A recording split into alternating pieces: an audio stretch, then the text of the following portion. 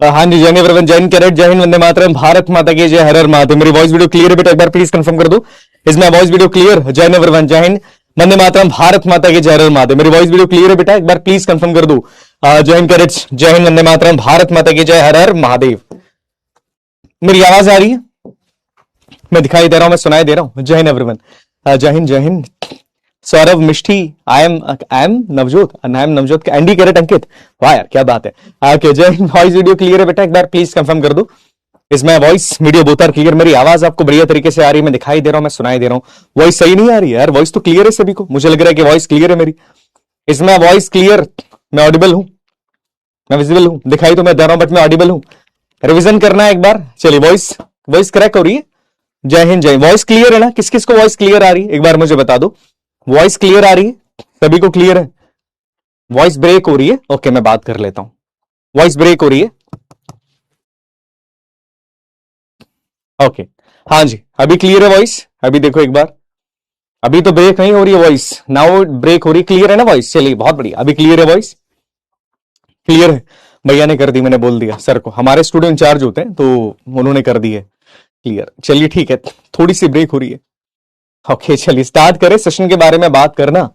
बहुत बढ़िया, अभी क्लियर है? हाँ जी, अब क्लियर हो गई वॉइस, नाउ इट्स क्लियर है ना? अभी थोड़ा और फिल्टर लगा देते हैं और आवाज को मेरी अच्छी कर देते हैं। थोड़ी सी अच्छी आवाज है मेरी, उसको और अच्छी कर देते हैं। ओके, चलो 1 मिनट देना। हाँ जी, अभी क्लियर हो गया? अभी क्लियर है? हाँ, अभी क्लियर हो गई। अभी उन्होंने और अच्छी कर दी, उसमें 3-4 फिल्टर और लगा दिए, फिल्टर लगा दिए इन द सेंस, उसको और बढ़िया कर दिया। चलो अब स्टार्ट करें सेशन के बारे में बात करना। देखो भैया, आज हम बात करने वाले हैं प्रियम्बल के बारे में। प्रियम्बल का मतलब क्या होता है? प्रस्तावना के बारे में बात करेंगे। पॉलिटिकल साइंस की क्लास है और इस क्लास से एनडीए ने तकरीबन 3 से 4 बार सवाल पूछे हैं, तो उसके बारे में बात करेंगे हम लोग। ओके, वॉइस वीडियो क्लियर है? हाँ चलिए, लाइट सही नहीं लग रही? अरे यार आज है ना, देखो मैं क्लियरली बताऊं, आज मैं नोएडा आया हूं, मैं और राहुल सर दोनों नोएडा है। कल एक इवेंट है, तो इवेंट के काम से हम दोनों भाई नोएडा आ गए हैं।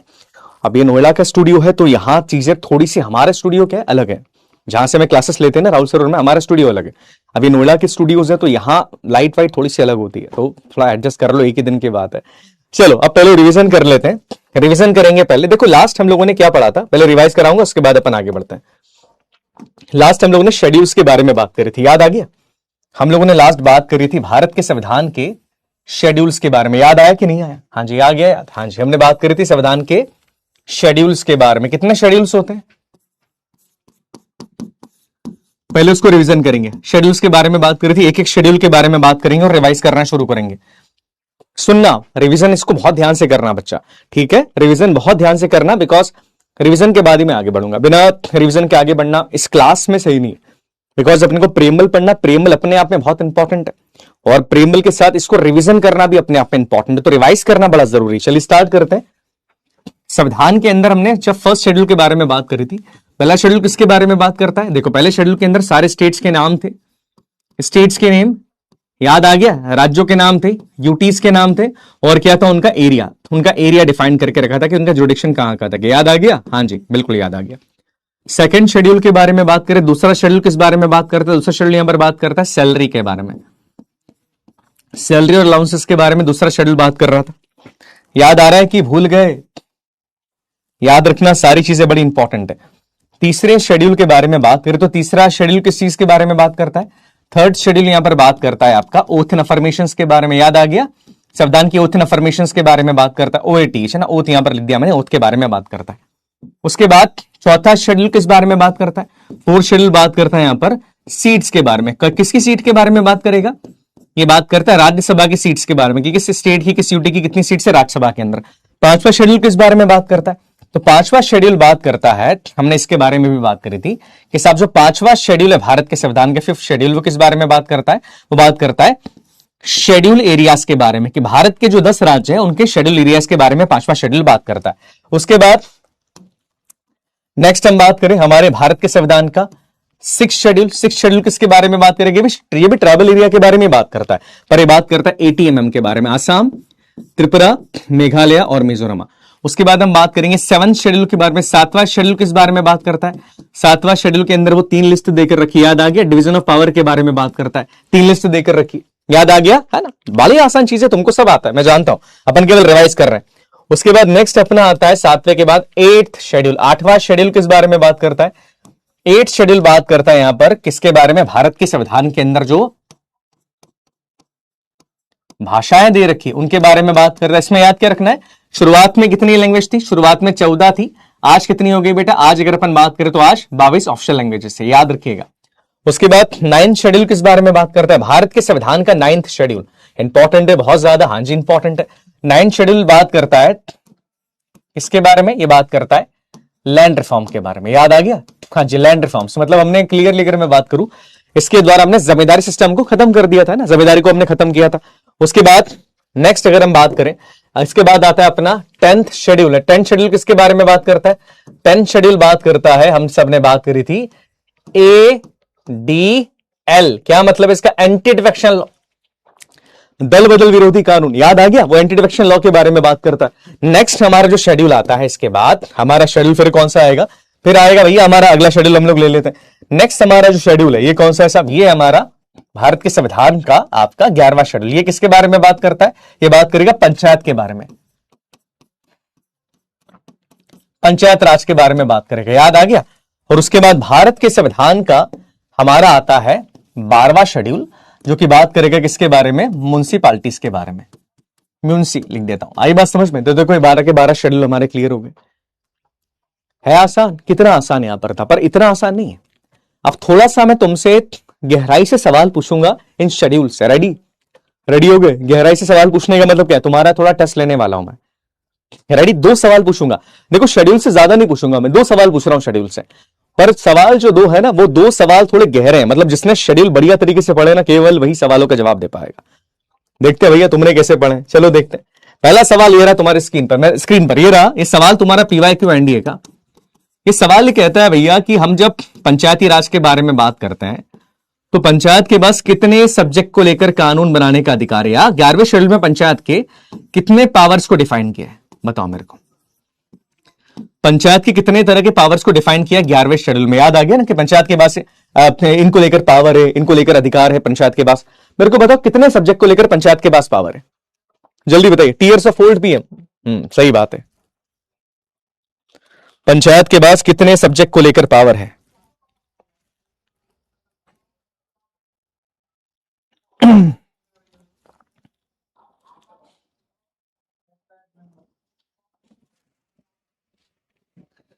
ऑप्शन हमारा 28 है, ऑप्शन हमारा 18 है, ऑप्शन हमारा 29 है और ऑप्शन हमारा 19 में है। पंचायत के पास कितने सब्जेक्ट को लेकर पावर है? जल्दी बताओ प्यारे बच्चों मेरे। कितने सब्जेक्ट को लेकर पावर है? इजी है? इजी देखो, जिसने पढ़ा उसके लिए इजी है। लाइफ में डिफिकल्ट कुछ नहीं होता यार। व्हेनेवर अगर हम स्टडी करें प्रॉपर तरीके से तो चीजें थोड़ी आसान हो जाती है। पंचायत के पास 29 सब्जेक्ट को लेकर पावर है। बिल्कुल सही जवाब, सी इज द राइट आंसर। कितने बच्चों का जवाब सही है? 72.54। बहुत बढ़िया। अगला सवाल ये आपकी स्क्रीन के ऊपर ध्यान से देखना। अगला सवाल ये कहता है, सुनना,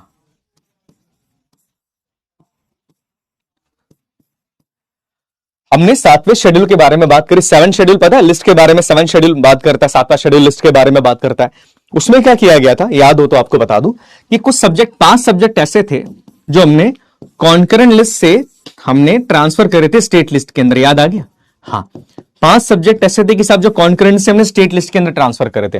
तो कौन से अमेंडमेंट के द्वारा आपने ट्रांसफर करे? कौन सा अमेंडमेंट किया था आपने? आपने किया था साहब 44th अमेंडमेंट किया आपने 1978 का। आपने किया 14th अमेंडमेंट 1970 का। आपने किया 42nd अमेंडमेंट 1976 का। ये आपने फिर किया कि नहीं साहब इसने नहीं था, 38th अमेंडमेंट हमने किया था और 38th अमेंडमेंट 1974। इस अमेंडमेंट के द्वारा हमने ये जो 5 सब्जेक्ट थे उसको हमने शिफ्ट कर दिया कॉन्करेंट से स्टेट, माफ कीजिएगा, स्टेट से कॉन्करेंट लिस्ट के अंदर। बताओ जल्दी। बहुत ही ज्यादा इंपॉर्टेंट है। हाँ जी इंपॉर्टेंट है, बताइए जरा।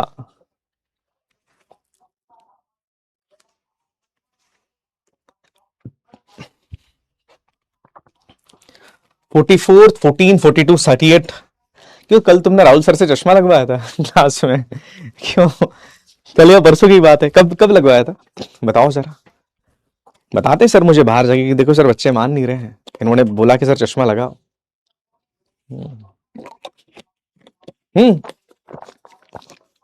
प्रीवियस ईयर के सवाल हैं।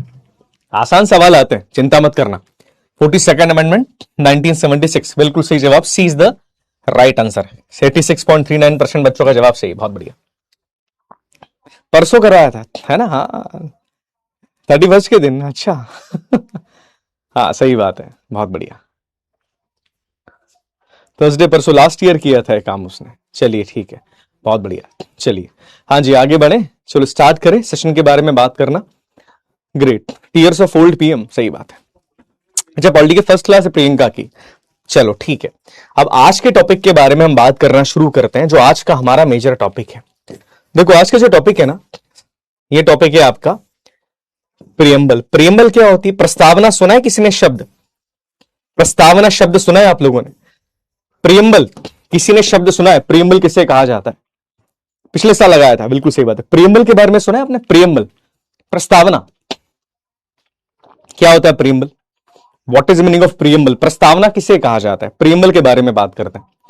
किसे प्रियम्बल कहा जाता है? हाँ जी, किसे प्रियम्बल बोलते हैं? प्रियम्बल शब्द सुना होगा आपने, भारत के संविधान की प्रस्तावना। प्रस्तावना क्या है? सुना है? आपने नहीं सुना है तो इस पिक्चर को देखो।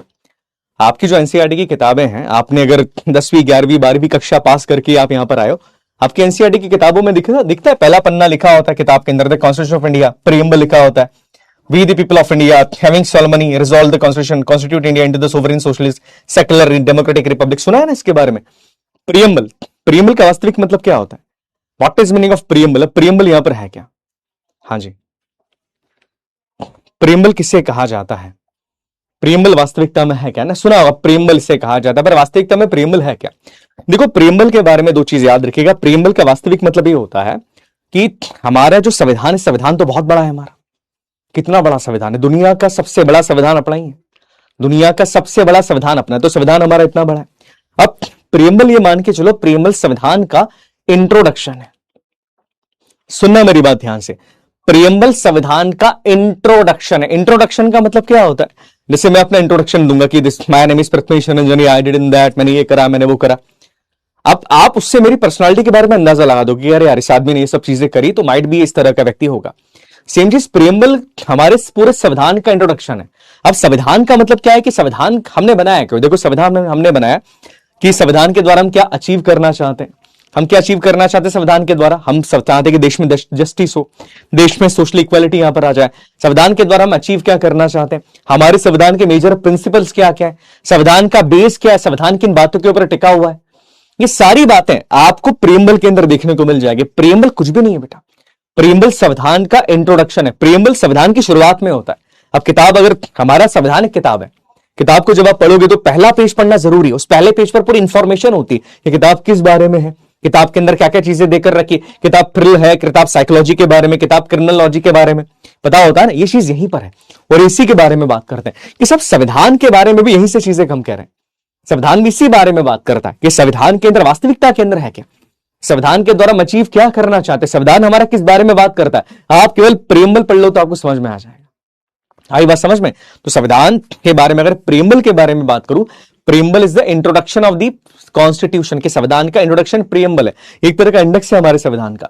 आप इसको पढ़ लोगे तो संविधान हमारे क्या, संविधान के अंदर क्या क्या बेसिक प्रिंसिपल्स है, संविधान किन किन बातों पे टिका है, सारी चीज आपको केवल प्रियम्बल पढ़ने से समझ में आ जाएगी।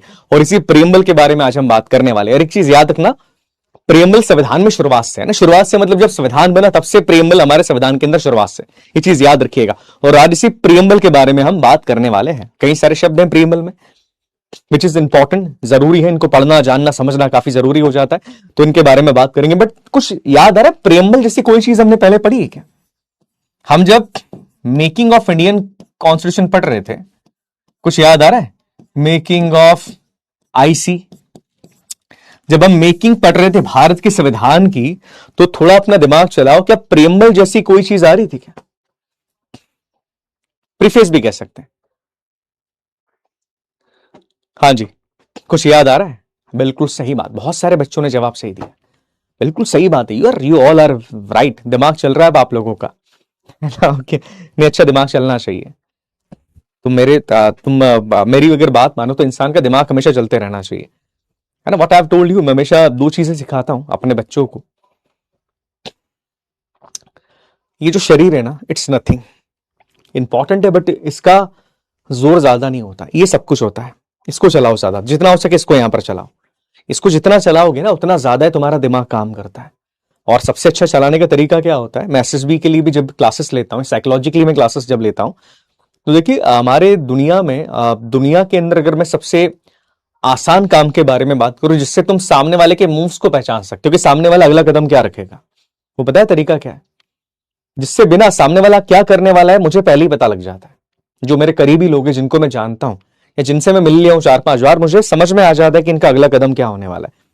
कई बार ये भी पता लग जाता है कि अभी आदमी किस बारे में बात करने वाला है। कि आपको क्या करना पड़ता है, आपको ऑब्जर्व करना पड़ेगा। जस्ट ऑब्जर्व द पीपल, लोगों को ऑब्जर्व करो, देखो उनका बिहेवियर कैसे चेंज होता है, किस पॉइंट पर वो ज्यादा एक्साइटेड हो जाते हैं, किस बात को करने में ज्यादा इंटरेस्ट हो लेते हैं, किस पॉइंट पे वो थोड़ा नर्वस हो जाते हैं। आपको ऑब्जर्वेशन करना सीखना पड़ेगा। ये ऑब्जर्वेशन की जो पावर है ना, ये तुमको दुनिया में बचाएगी खराब लोगों से। किसी का इंटेंशन खराब है तुमको पहले ही समझ में आ जाएगा। कोई अगला मूव क्या लेने वाला है वो तुमको पहले ही समझ में आ जाएगा। पता है कि नहीं, अगला मूव क्या लेने वाला है वो तुमको पहले ही समझ में आ जाएगा। इसको याद रखना है। चीजें आप करोगे ना, जब आप ऑब्जर्व करते हो तो चीजें आप बहुत कुछ सीखते हो, which is really important for your SSB also. Because आप दूसरों को ऑब्जर्व करने से पहले अपने आप को भी ऑब्जर्व करना। आप अपने आप को ऑब्जर्व करो कि मैं कैसा इंसान हूं, मेरे अंदर के लूप होल्स क्या है। मैं कहता हूं ना, मेरे एसएसबी की पहली क्लास में मैंने क्या सिखाया आपको कि आप सबसे पहले अपनी 5 कमियां लिखो एक कागज के ऊपर कि मेरे अंदर सर 5 कमियां। उन 5 कमियों को पहले जानो, बिकॉज सबसे जरूरी अपने आप को जानना। दूसरे को तो जानना आसान हो जाता है, पर अपने आप को जानना बहुत मुश्किल है कि मेरे अंदर ये चीज कमी है। जैसे मेरे अंदर मेरी सबसे बड़ी कमी क्या है, जो मेरे अंदर कमी है मैं मानता हूं उसको, मैं एक्सेप्ट भी करता हूं कि मेरे अंदर ये बहुत बड़ी कमी है। मैं प्रिटेंड नहीं कर पाता, मेरे से प्रिटेंड नहीं होता है। फॉर एग्जाम्पल की बात करें, कुछ नए लोग अगर मिले किसी पार्टी के अंदर, या मैं स्टूडियो से बाहर यहां पर निकला और बाहर बहुत सारे फैकल्टीज बैठे हुए, अब मेरे से प्रिटेंड नहीं होता कि मैं सबसे जाके बात करूं, हाथ मिलाऊं, मुस्कुराऊं, ये मेरे से होता नहीं।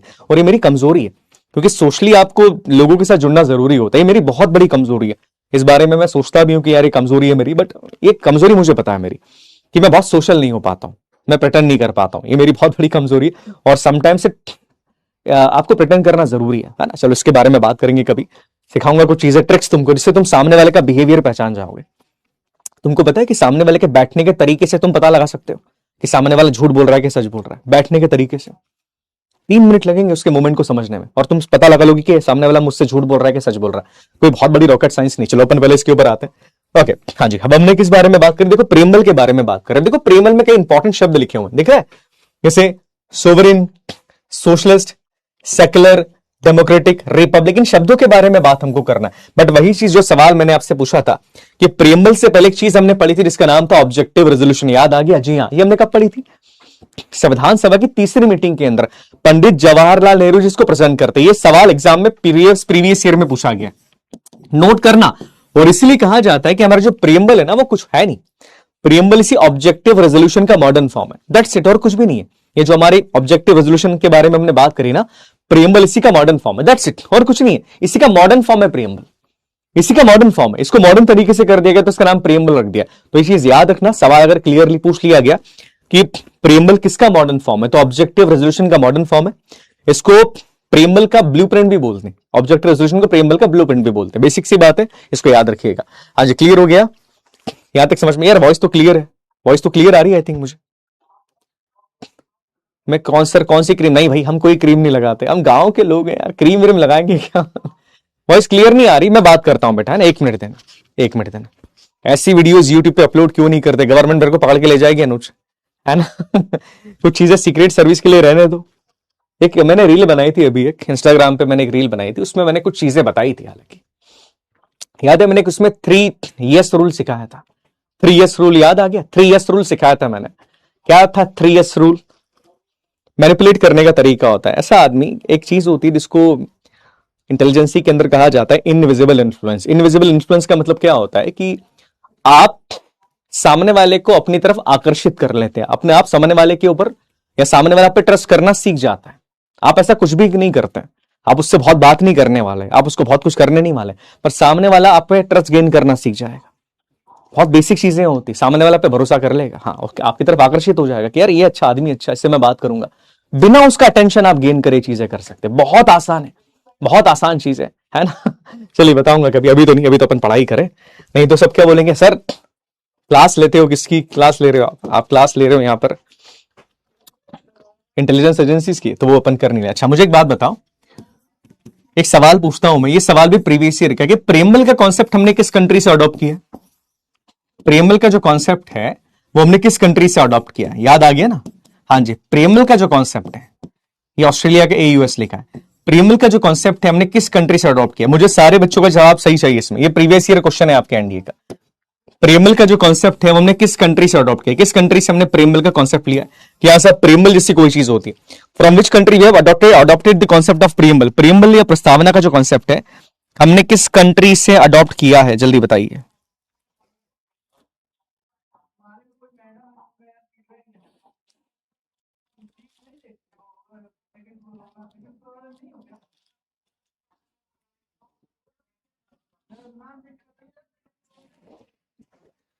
बिल्कुल सही जवाब है प्यारे बच्चों, है ना? तुम्हारा जवाब सही है और ये जवाब सही होना भी चाहिए, बिकॉज इंपॉर्टेंट सवाल था।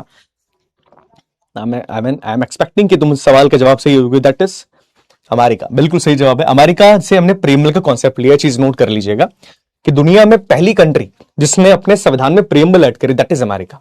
ये भी याद रखना कि दुनिया के अंदर जो पहली कंट्री थी जिसने अपने संविधान में प्रेमबल ऐड करा है ना, याद रखिएगा, दैट इज अमेरिका। वो भी अमेरिका ही है। तो ये जो कॉन्सेप्ट है हमने ये भी कहां से लिया? अमेरिका के संविधान से लिया, अमेरिका। 80.23% बच्चों का जवाब सही है। इसी के साथ एक पॉइंट और याद रखना कि जो प्रेमबल की लैंग्वेज है ना, भाषा, जिस तरह की लैंग्वेज हमने प्रेमबल में यूज करी, लैंग्वेज का मतलब क्या होता है? जिस शैली में प्रेमबल लिखा हमने, we the people of India, जो लैंग्वेज ऑफ प्रेमबल है हमने लिया है ऑस्ट्रेलिया से। नोट करना बेटा, जो प्रेमबल की लैंग्वेज है वो हमने ऑस्ट्रेलिया से ली। छोटी सी बात, इसको याद रख लीजिएगा। अब मैं चाहता हूं सारे बच्चों से, मैं 2 मिनट के लिए साइड में हटूंगा। आई वॉन्ट यू ऑल कि आप एक बार इस प्रेमबल को पढ़ें। इंपॉर्टेंट है, इसको पढ़ो एक बार, उसके बाद मैं 2 मिनट के बाद वापस आ रहा हूं। मैं चाह रहा हूं कि एक बार पढ़ो, सबको पढ़ना जरूरी। ठीक है बच्चा? हाँ जी। हाँ बेटा शिवम, देखी थी मैंने जी। आई वॉन्ट यू ऑल कि एक बार आप इस प्रेमबल को पढ़े। ये मेरी रिक्वेस्ट है आपसे, आप पढ़िए इसको, बिकॉज सवाल कहां से आ जाता है कई बार मैं बताऊंगा कैसे सवाल आ जाते हैं। आई वॉन्ट यू ऑल कि आप एक बार बस इसको पढ़ लो, है ना? ध्यान से पढ़ो, मैं भी पढ़ता हूं तुम्हारे साथ। We the people of India, हम भारत के लोग, having solemnly resolved the constitute India into sovereign socialist secular democratic republic and to secure to all its citizens justice, social, economical and political liberty of thoughts expression, belief, faith and worship, equality of the status and opportunity, and to promote among them all fraternity, assuring the dignity of the individual and unity and integrity of the nation. In our Constituent Assembly, this 26th day of the November 1949, do hereby adopt, enact and given to ourselves this Constitution. This is the preamble. ये हमारे भारत के संविधान की preamble है। देखो इसमें 2 चीजें लिखी है, इसमें शब्द तो कई सारे लिखे हैं, बहुत सारे शब्द लिखे हैं यहाँ पे। जैसे आप सोवरेन का मतलब क्या होता है सर, सेकुलर का मतलब क्या होता है, डेमोक्रेटिक का मतलब क्या होता है, रिपब्लिक का मतलब क्या होता है, हम सभी को पढ़ने वाले और डिटेल में पढ़ेंगे हम। ठीक है, इसके बाद देखो कि हमने संविधान को अडॉप्ट कब किया, ये डेट भी प्रेमबल में लिखी है। क्या लिखा है देखो लास्ट में, इन are constituent assembly this 26 day of November 26 November 1949, clearly संविधान को अडॉप्ट करने की डेट लिखी है प्रियम्बल के अंदर ही। और एग्जाम के अंदर जो सवाल बेसिकली आते हैं वो आपसे इन कीवर्ड्स को लेकर आए, तो रेनी कीवर्ड्स को पढ़ना आपको पड़ेगा डिटेल में कि what is the meaning of sovereign का मतलब क्या होता है, सेकुलर का मतलब क्या होता है, सोशलिस्ट का मतलब यहां पर क्या होता है। इनको पढ़ना, इनको जानना काफी जरूरी है। तो चलिए स्टार्ट करते हैं। जो पहला शब्द है हमारा जिसके बारे में हम बात करेंगे, और ये शब्द मेरा पर्सनली फेवरेट है, ये प्रियम्बल की पहली line, we the people of India. हमारी प्रस्तावना की पहली लाइन किस बारे में बात करती है? We the people of India, हम भारत के लोग, इसके बारे में बात करती है। सुनिएगा ध्यान से, किस बारे में बात करती है? We the people of India, हम भारत के लोग। इस लाइन का सीधा मतलब क्या है पता है? The people have the ultimate power in our country. हमारे देश में लोगों के पास सबसे ज्यादा पावर होता है। ऐसा क्यों बोला जा रहा है, क्या रीजन है, ऐसा क्यों लगता है तुमको? वैसे हमारे प्रीमल की पहली लाइन ही शुरू होती है हम भारत के लोगों से, we the people of India. और इसका मतलब बताया जाता है कि भारत के अंदर जो रियल पावर है, जो लोगो पावर है, वो किसी एक व्यक्ति के पास नहीं है। भारत में जो रियल पावर है वो भारत के लोगों के पास है, मतलब हम लोगों के पास है। ऐसा क्यों, ऐसा क्यों लगता है आपको, बताइए ऐसा क्यों लग रहा है? सब हम सब भारतीय, definitely we all are Indians. नहीं बेटा, याद रिटर्न में क्या करना है मैं बता दूंगा, अभी केवल इसको समझो, इसको समझना है, इसको पूरा नोट नहीं कर लेना है। नोट तो तुम्हारे पास नोट्स मिल ही जाएंगे, आप केवल नोट करो पीपल हैव द पावर, और उसके मतलब क्या होता है छोटी सी एक लाइन के अंदर डिफाइन करना है, दैट्स इट। एक लाइन लिखी, सोवरेनिटी का मतलब क्या होता है, सोवरेन का मतलब क्या है, उसके आगे एक लाइन लिखी और खत्म हो जाएगा। बिल्कुल सही बात है। देखो हमारे पास पावर, इसका मतलब ये होता है हमारे पास वोट देने की ताकत है। सही बात है ना। देखो हमारे देश में डेमोक्रेसी है, आप सब जानते हैं डेमोक्रेसी का मतलब क्या होता है। डेमोक्रेसी का मतलब होता है साहब कि हमारे देश में वोट के द्वारा सरकार बनाई जाती है। वोट के द्वारा मतलब आपके और मेरे पास सरकार बनाने का अधिकार है। 5 साल के लिए सरकार हम चुनते हुए, एक लाइन है यहां से एनडी ने प्रीवियस ईयर में सवाल पूछा था। आपने इस लाइन के बारे में सुना है क्या? इस लाइन के बारे में, for the people, by the people, to the people, इस लाइन के बारे में सुना है किसी ने? For the people, by the people, है ना, टू द पीपल, किसी ने सुना है इस लाइन के बारे में? सवाल एग्जैक्टली स्लाइड में यहां से आ गया था। सोचो सवाल यहां से आ जाते। किसने बोली थी लाइन? आप जानते? सवाल यही आया था और बच्चों को बताया था मैंने कि साहब ये लाइन काफी इंपॉर्टेंट है। किसने कहा था इस बारे में? ये लाइन किसने कही थी? For the people, by the people, to the people, किस आदमी ने कही थी? आपको याद हो, एक आदमी है अमेरिका के, भाई साहब है, इनका नाम था अब्राहम लिंकन। सुना है इनके बारे में? एल लिख देता हूं मैं, नोट करना बेटा। ये सवाल पूछा एंडी ने, पीवाई क्यों है यहां से। ये लाइन बोली थी अब्राहम लिंकन ने, अमेरिका के भूतपूर्व राष्ट्रपति अब्राहम लिंकन। उनका जीवन पढ़ना, बड़े दुखों से गुजरा उनका जीवन। ये उन्होंने कहा था कि डेमोक्रेसी का मतलब ही होता है कि लोगों के द्वारा चुनी गई सरकार है जो लोगों के लिए काम करती है और लोगों के लिए वो कर रही है, इसे कहा जाता है। तो देखो सीधी बात है, हमारे देश में अल्टीमेट पावर हमारे देश में हमारे लोगों के पास ही है। फाइन, अच्छी चीज है ना? हाँ सही बात है कि जो संविधान को अगर अथॉरिटी मिली कि देश संविधान के हिसाब से चलेगा, तो संविधान को अथॉरिटी हम भारत के लोगों ने दी। जब देश का संविधान बना तो देखो हमारे देश में तो कई सारी जातियों के लोग थे, कई सारे धर्मों के लोग थे।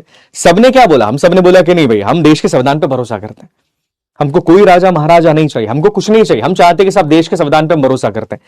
दैट इज द रीजन की चीज काफी इंपॉर्टेंट हो जाती है। तो चीज याद रखना कि हमारे देश में, नोट करना, हमारे देश में अल्टीमेट पावर जो है वो कहीं ना कहीं संविधान के हिसाब से अगर मैं बात करूं वो लोगों के पास है। Because in our country we have the democracy. पर क्या तुमको दिमाग से एक बार मेरी बात सोचो, देखो ये तो रटवाने वाली बात होगी।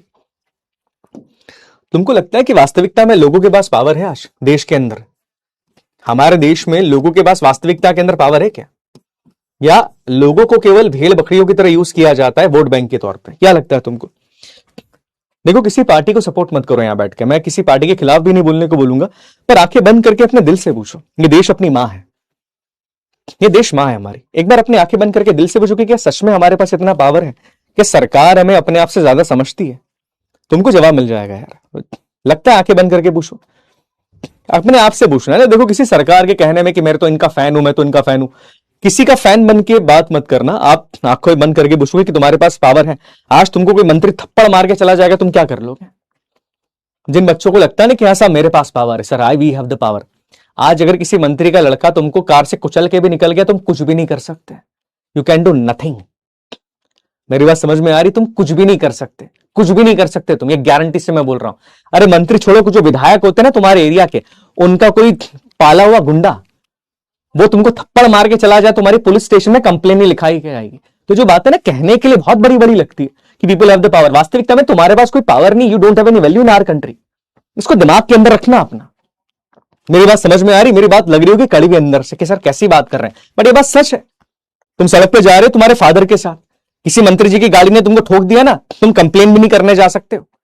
तो अपने आप को थोड़ा समझो कि किस टाइप ऑफ कंट्री के अंदर हमारा देश क्या बनता जा रहा है, व्हाट वी आर डूइंग। मेरी बात समझ में आ रही? ये चीज याद रखना, अपने दिमाग के अंदर रखना कि जो तुम, जिन पॉलिटिकल पार्टीज के लिए तुम लोग लड़ते हो ना आपस में, जिस दिन तुम्हारे घर में रोटी नहीं होगी ना, वो पॉलिटिकल पार्टीज काम नहीं आने वाली। कोई तुम्हारे घर में रोटी नहीं देगा, तुम ही दे सकते हो तुम्हारे घर के अंदर रोटी। इसको दिमाग के अंदर रखना। तो ज्यादा किसी पार्टी के लिए नहीं लड़ना है अपने को। हमारा देश है, देश हमारा है, पार्टी हमारी नहीं। इसको दिमाग के अंदर रखिएगा। जो देश के लिए काम करेगा वो चीज हमारे लिए अच्छी है। मेरी बात समझ में आ रही? मैं क्या कहने की कोशिश कर रहा हूं। तुम्हारे घर में तुम्हारी मां बीमार होगी ना, महादेव ना करे ऐसा हो, किसी नेता के पास जाके मदद मांग के देख लेना कि साहब मदद कर दो। वो एक मदद छोड़ो, वो तुमसे बात तक नहीं करने वाले। This is the reality. पर हम तो साहब उनको भगवान मानेंगे, सर वो तो भगवान है, नेताजी आगे, नेताजी आए तो ये झुक जाते लोग। अरे शर्म कर लो यार। तुम्हारा आत्मसम्मान जो लोग, तुम लोग तो नहीं करते, बट देखता हूं मैं लोग ऐसे झुक जाते नेता के सामने। तुम्हारा आत्मसम्मान कहां जाता है? कहां जाता है तुम्हारा आत्मसम्मान भाई? कहां तुम्हारा आत्मसम्मान जा रहा हो? जनता का सेवक है वो। उससे पूछो कि तुम्हारी सैलरी तो 50,000 मिलती है सरकार की तरफ से, तुम फॉर्च्यूनर कैसे लेके आ गए? नहीं साहब, पर ये पूछने क्या हिम्मत हमारे अंदर नहीं, और गलती हमारी है। आज हमारे देश में जो चीजें हो रही है ना इतने टाइम से, केवल एक सरकार के बारे में बात नहीं कर रहा हूं, इट इज द कांग्रेस और बीजेपी और वॉट एवर द पार्टी, इससे बहुत ज्यादा फर्क पड़ने वाला है नहीं। आप देख लीजिएगा, गलती हमारी साहब। हम नेताओं को मानते भगवान, हम भगवान मानते ना उनको, कभी हम सवाल नहीं पूछते उनकी अकाउंटेबिलिटी के बारे में, उनके जवाबदेही के बारे में कोई बात नहीं कर रहे कि साहब ऐसा हुआ तो ऐसा क्यों हो रहा है। इस देश में अगर ऐसा हो रहा है तो ऐसा क्यों हो रहा है, इसके बारे में कोई जवाब नहीं मांगेगा। बस हमको तो है कि साहब ये हम तो है पार्टी, इससे बाहर निकलो। नेशन सुप्रीम है, देश पहले होता है, राष्ट्र सर्वोपरि। दैट्स व्हाई फौज सबसे प्योरेस्ट इंस्टीट्यूशन है। फौज किसी पार्टी के लिए नहीं काम करती है, फौज किसी के लिए काम नहीं करी, फौज देश के लिए काम करती है। ये सबसे इंपॉर्टेंट है फौज की बात। बाकी चीजें कहने के लिए बहुत सारी बातें आप कह सकते हो अपने आप को दिलासा देने के लिए, पर वास्तविकता में जीवन तो ही है ना। केवल फौज इस देश में देश के लिए काम कर रही है, दैट्स इट। इसलिए प्योरेस्ट इंस्टीट्यूशन है फौज। अपने आप को प्राउड फील करना अगर वहां पर तुम पहुंच गए तो। और देश सबसे बड़ा होता है। फिर बोल रहा हूं, मैं किसी पार्टी के बारे में बात नहीं कर रहा हूं, बिकॉज मैंने क्लियरली आपसे कहा है कि देश बड़ा होता है। बीजेपी अच्छा काम कर रही तो बीजेपी को सपोर्ट कर दो, कांग्रेस अच्छा काम कर रही तो कांग्रेस को सपोर्ट कर लो। देश के लिए जो अच्छा काम करेगा हम उसके साथ है। बस छोटी सी बात दिमाग के अंदर रखिएगा।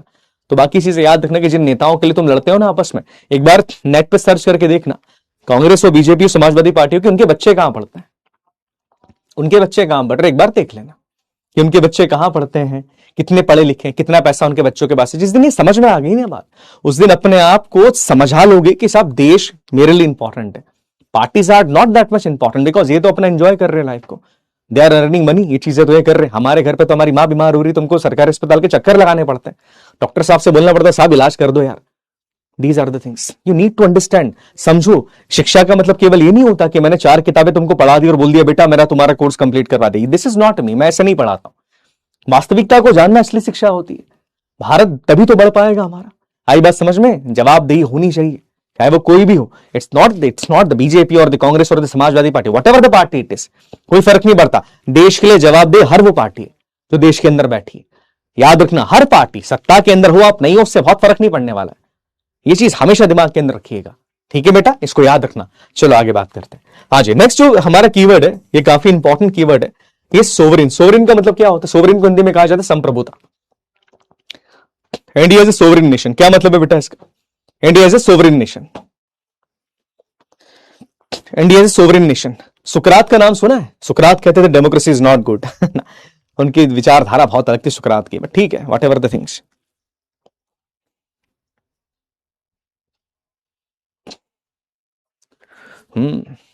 नेशन देख, राष्ट्र सर्वोपरि, बात खत्म हो जाती।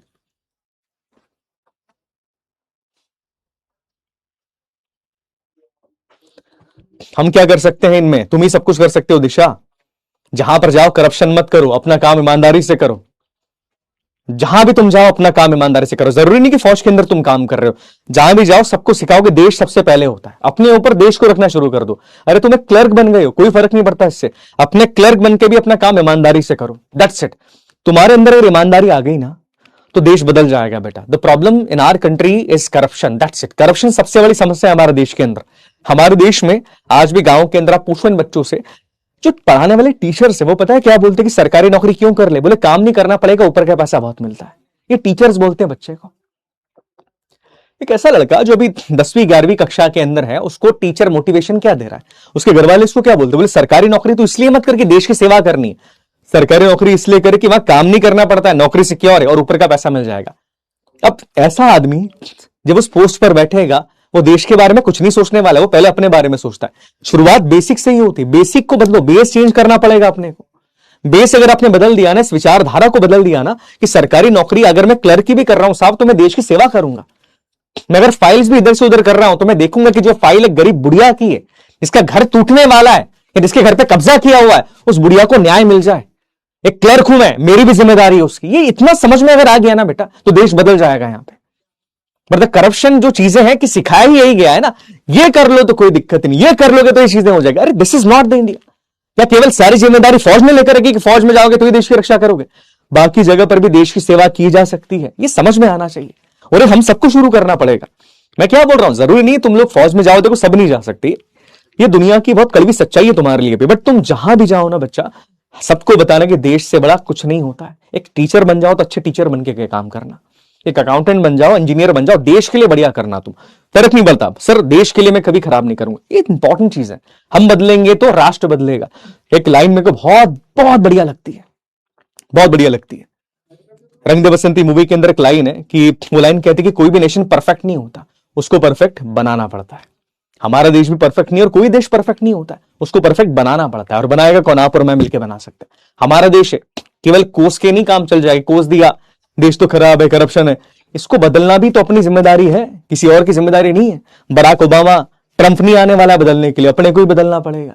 याद रखना, देश अपना है, छोड़ के जाना सोल्यूशन नहीं है, या ऐसी कंडीशन में छोड़ देना सोल्यूशन नहीं है। अपना घर है, घर को साफ रखना हमारी जिम्मेदारी है, तो हम ही करेंगे ना, चुपचाप थोड़ी बैठ जाएंगे। समझो इस चीज के बारे में। चलिए आगे बात करते हैं। अच्छा, सोवरेन का मतलब क्या होता है, कोई बताएगा मुझे? What is the meaning of sovereign? बताओ, बड़ी इंपॉर्टेंट चीज है। सोवरेन का मतलब क्या होता है, बताइए, कौन बताएगा? सोवरेन का मतलब यहां पर क्या होता है?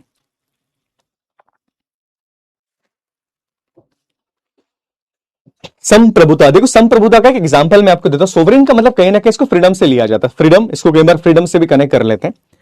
सोवरेन का मतलब ये होता है कि देखो, हमारा जो देश है ना, इन आवर कंट्री, हमारा देश किसी कंट्री का मोहताज नहीं। फॉर एग्जाम्पल की बात करें, हम अपने डिसीजन खुद ले सकते हैं। India is a independent nation, हम किसी कंट्री के मोहताज नहीं। फॉर एग्जाम्पल की बात करें कि देखो, मान लो अपने को टुकड़े पे अटैक करना है। टुकड़ा कौन है, समझ गए ना? टुकड़े पे अटैक करना है। अब टुकड़े पे अटैक करना है तो क्या अपन अमेरिका से पूछते हैं कि साहब टुकड़े पे अटैक कर रहे हैं, हम कर ले क्या? या अपन रशिया से पूछते नहीं, अपन किसी से नहीं पूछते। हमको जो ठीक लगता है हम वो कर लेते हैं, दैट्स इट। हम सोवरेन है। हमारे देश में अगर हमको एजुकेशन फ्री करनी है, मान लो एजुकेशन हम फ्री करना चाहते हैं, हमारे देश में अग्निवीर स्कीम हम लेकर आए, हमने आर्टिकल 370 को रिमूव कर दिया। क्या हमने किसी कंट्री से पूछ के काम करा? नहीं, किसी कंट्री से पूछ के हमने काम नहीं करा। We are the independent. मतलब हमारे देश में प्योर डेमोक्रेसी तो है, पर हमारे देश के ऊपर कोई दूसरा कंट्री नहीं है। जैसे हम लोग क्या नहीं है हमारे देश में, आपको याद आ गया, हमने एक चीज के बारे में बात करी थी, डबल सरकार वाली। ब्रिटेन हमारे ऊपर होगा, याद आ गया वो सिस्टम, क्या कहते थे उसको, याद आ गया? वो हमारे देश के अंदर नहीं है। हमारे देश में कोई हाफ गवर्नमेंट नहीं चलती। हमारे देश में क्लियरली हम बात करते कि देश अगर हमारा है तो हमारे देश में सारे डिसीजन लेने का अधिकार हमारे पास ही है, कोई और डिसीजन नहीं लेगा हमारे देश के लिए। फॉर एग्जाम्पल की बात करें, देखो दो तरह की संप्रभुता होती है। एक होती है आपका इंटरनली सोवरेन। इंटरनली सोवरेन का मतलब क्या होता है कि देश के अंदर के डिसीजन हम खुद ले सकते हैं, किसी और कंट्री से हम नहीं पूछेंगे। फॉर एग्जाम्पल की बात करें, जब आर्टिकल 370 हमने रिमूव किया तो क्या हमने पूछा किसी से? नहीं पूछा।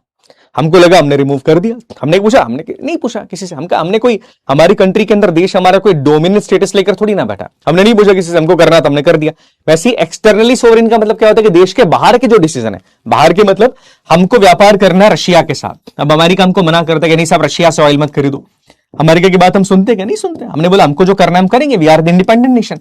इसे कहा जाता है सोवरेन। आई बात समझ में? और सोवरेनिटी दो तरह की होती है, एक होती है इंटरनल और एक होती है एक्सटर्नल। आई बात समझ में? क्लियर हो गया? समझ में आ गया? सोवरेन नेशन क्लियर हो गया? सोवरेन किसे कहा जाता है? Got my point? करेक्ट, समझ में आ गया? ऑपरेशन सिंदूर हमने करा बिकॉज इसका क्लियर मतलब ये होता है कि हम अपने डिसीजन लेने के लिए खुद डिपेंडेंट है, हम किसी पे डिपेंडेंट नहीं होते, हम अपने डिसीजन खुद ले सकते हैं। आई बात समझ में? क्लियर है? अब पूरा आर्टिकल 370 रिमूव नहीं किया है बेटा, कुछ क्लॉज उसके रिमूव कर दिए, पर वो क्लॉज भी रिमूव करना जरूरी था। पूरा तो कर ही नहीं सकते, पूरा कर देंगे तो फिर गड़बड़ हो जाएगी ना। चलिए, यहां तक क्लियर हो गया?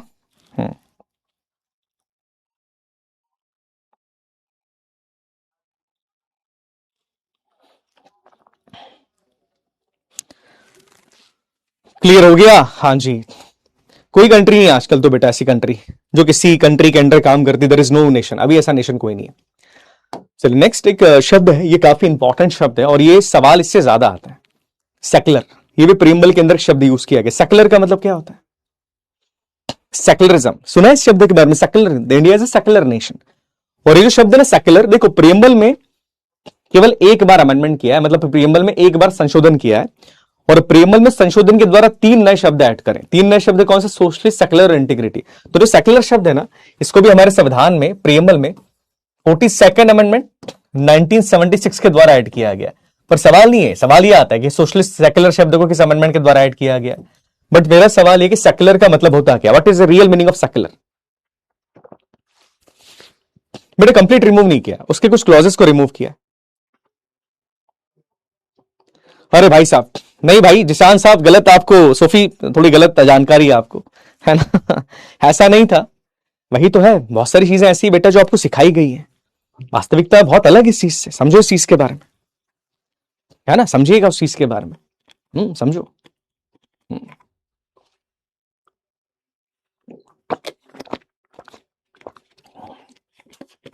ओके, बात करेंगे उसके बारे में। वानी साहब, आर्टिकल 370 का लेक्चर है पूरा, डोंट वरी। आर्टिकल 370 क्या है, क्या था, अभी भी है आर्टिकल 370। कुछ क्लॉजेस रिमूव करें, क्या चीजें आई थी, आर्टिकल 370 क्यों लाना पड़ा, रीजन क्या था, अपन सारी चीजों के बारे में बात करेंगे। चिंता मत करना, अपन बहुत कुछ पढ़ने वाले। है ना। तो आप ये मत समझना कि सर अपन छोड़ देंगे का नहीं। आर्टिकल 370 अपन पढ़ेंगे, अपन लद्दाख इशू के बारे में बात करेंगे। बहुत सारे इश्यूज हैं इन इस कंट्री में, देश में बहुत सारे इश्यूज हैं। We all here to resolve that issues. देश हम ही सुधार सकते हैं, तुम ही सुधार सकते हो। आज प्रथमेश्वर हैं, कल प्रथमेश्वर महादेव के पास चले जाएंगे। मतलब भाई बूढ़ा होके जो भी है, देखो अपना भरोसा नहीं है ना, लाइफ का भरोसा है क्या किसी के? नहीं है। कभी अपने यहाँ है, कभी महादेव की इच्छा है, वो तो जहां जाना है वहां पहुंचा देंगे महादेव अपने पास जब बुला लेंगे, या तो 80 साल में बुलाएंगे या उनके ऊपर है। तुम लोग रहोगे, तुम यंग हो अभी, मैं भी यंग ही हूं, बुढ़ा नहीं हूं, पर फिर भी रहता है ना चीजें, तो याद रखिएगा, काफी इंपॉर्टेंट है। चलिए आगे बात करें। मरने से नहीं डरना। हाँ नहीं नहीं नहीं बेटा, कभी मरने से नहीं डरना अपने को। मृत्यु का भय कायर को होता है, मृत्यु का भय कायर को होता है ना। कभी रण में या कहीं भी मरने से, मृत्यु से मत डरो। मृत्यु आनी अटल सत्य, मृत्यु दुनिया में कोई भी अमर नहीं है, ये अटल सत्य है। मृत्यु से मत डरो। डरो उस चीज से कि जब मृत्यु होगी मेरी और मैं अंतिम सांस ले रहा हूंगा, तो मैं अपने आप से एक सवाल पूछूंगा कि क्या इस जीवन के अंदर मैंने किसी चीज के साथ समझौता किया? क्या मैंने जीवन के अंदर कोई गलत काम किया था? क्या इस जीवन के अंदर मैंने अपने प्रिंसिपल्स के साथ, अपने आदर्शों के साथ समझौता किया? अंदर से जवाब ना आना चाहिए कि नहीं किया। तब आखिरी सांस चैन से अपन लेंगे, क्या नहीं किया समझौता जीवन के अंदर, अपने उसूलों पे अपन चले। That is important thing. मृत्यु आनी है वो तो सबको आएगी, पर कैसे आती वो भी इंपॉर्टेंट है ना बेटा। तो उसके लिए कभी डरना नहीं अपने को। सब इच्छा है यार, तो सबकी भगवान की इच्छा है वो तो, है ना। चलिए ठीक है, आगे बात करते हैं। अब देखो सेक्युलर का मतलब क्या होता है, अगर मैं क्लियरली बात करूं कि सरकार की नजरों में सारे धर्म बराबर हैं। मतलब क्लियरली अगर बात की जाए कि सरकार की नजर में all religions are equal in the eyes of the government. देखो दुनिया में 3 तरह की कंट्रीज होती है। 3 तरह की कंट्रीज कौन सी? सुनिएगा। एक है आपकी एथिस्टिक नेशंस। एथिस्टिक नेशंस वो नेशंस होते हैं जहां पर आप किसी भी धर्म को मान नहीं सकते। आप किसी धर्म को मान ही नहीं सकते। आपने किसी धर्म को मान लिया तो सरकार जेल में डाल देगी तुमको। हाँ, जैसे आप बात करते हैं अपन नॉर्थ कोरिया की, अपन क्यूबा के बारे में बात करें, ये एथिस्टिक नेशंस। एथिस्टिक नेशंस मतलब एग्जांपल की बात करें, नॉर्थ कोरिया में कौन है वो? भाई साहब है किम जोंग, है ना, गोलू मोलू बाबा। अब किम जोंग, नॉर्थ कोरिया में तुम किसी भगवान की पूजा नहीं कर सकते हो। नॉर्थ कोरिया में किसकी पूजा होती है पता? किम जोंग के पापा की, उनके दादाजी की। वहां किसी भी धर्म को मानना मना है। ये कंट्रीज होती है एथिस्टिक नेशन, जहां किसी भी धर्म को मानना गुनाह है। दूसरी होती थियोक्रेटिक नेशन। थियोक्रेटिक नेशंस का मतलब क्या होता है? देखो थियोक्रेटिक नेशंस का मतलब वो नेशन होता है जिस नेशन में किसी एक धर्म को नेशनल रिलीजन का दर्जा दिया जाता है, किसी एक धर्म को राष्ट्र धर्म का दर्जा दिया जाएगा। फॉर एग्जांपल की बात करें सऊदी अरेबिया, ईरान, इराक, आप देखेंगे यहां पर इस्लाम नेशनल रिलीजन है साहब। एक धर्म को राष्ट्र धर्म का दर्जा दे दिया और उस धर्म को मानने वाले लोगों को स्पेशल प्रिविलेज दिए जाते हैं, उनको थोड़ा सा ज्यादा प्रिविलेज दिया जाता है। फॉर एग्जांपल की बात करें श्रीलंका, श्रीलंका में बौद्धिज्म उनका नेशनल रिलीजन है, तो बौद्धिस्ट धर्म को मानने वाले लोगों को थोड़ा ज्यादा मान्यता प्रदान वहां पर की जाती है।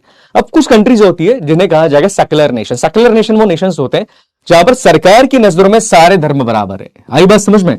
All religions are equal in the eyes of the government. और भारत के अंदर, भारत, अमेरिका, ये सारे के सारे नेशन सेक्युलर नेशंस की श्रेणी के अंदर आते हैं। आई बात समझ में? क्लियर हो गया?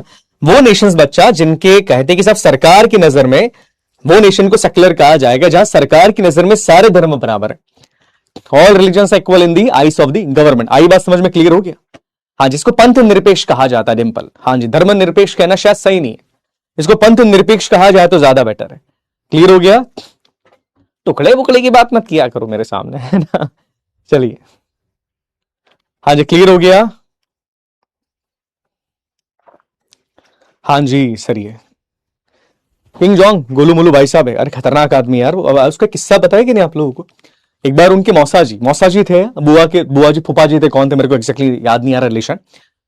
वो भाई साहब सो रहे थे, मीटिंग चल रही किंग जोंग की, वो उनको नींद की झपकी लग गई। उसने पता है क्या करा? उसने उनको जिंदा कुत्तों के सामने फेंकवा दिया और खा लिया कुत्तों ने उसको। बहुत अजीब आदमी है वो, जिंदा, वो मरे नहीं है, जिंदा कुत्तों के, भूखे कुत्तों के सामने उसने फेंकवा दिया। और एक बात उसने खुद ने कबूल करी, that kind of person is, बहुत अलग अलग तरह का आदमी है वो।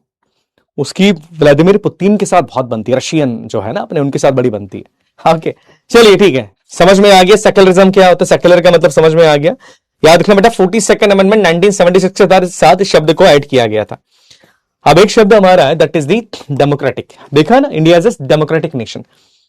शब्द जो है ये प्रेमबल के अंदर भी दिया है। डेमोक्रेसी का मतलब क्या होता है? देखो डेमोक्रेसी अपन नॉर्मली अपन जानते हैं कि डेमोक्रेसी का मतलब ये होता है कि लोगों का शासन। डेमोक्रेसी का मतलब नॉर्मली अपन यही जानते हैं कि सब लोगों का शासन हो रहा है। लोगों का शासन का मतलब यहां पर क्या होता है कि वोट के द्वारा सरकार बनाई जाती है, दैट इज अ डेमोक्रेसी। एक डेमोक्रेटिक नेशन के अंदर वोट के द्वारा सरकार बनाई जाती है। हमारा देश डेमोक्रेसी है ना, yes, our country is democracy. पर याद रखिएगा कि हमारे देश में या पूरी दुनिया में दो तरह की डेमोक्रेसी होती है। एक होती है आपकी डायरेक्ट डेमोक्रेसी और एक होती है आपकी इनडायरेक्ट डेमोक्रेसी। मैं तुम्हारा जनरल नॉलेज चेक करता हूं, मुझे बताओ, दो ही ऑप्शन है तुम्हारे पास कि भारत में डायरेक्ट डेमोक्रेसी है या भारत में इनडायरेक्ट डेमोक्रेसी। जल्दी बताइए, भारत में कौन सी डेमोक्रेसी है? जल्दी बताओ, दो ही ऑप्शन है। मुझे पता है कुछ समझदार सी और डी पे टिक करेंगे, तो मैं पहले लिख देता हूं। सी वाले का मतलब है कि सर दोनों में से कोई नहीं है भारत में, नो डेमोक्रेसी। और डी वाले का मतलब है कि सर नहीं पता, हमका नहीं आता, हमको नहीं आता सर।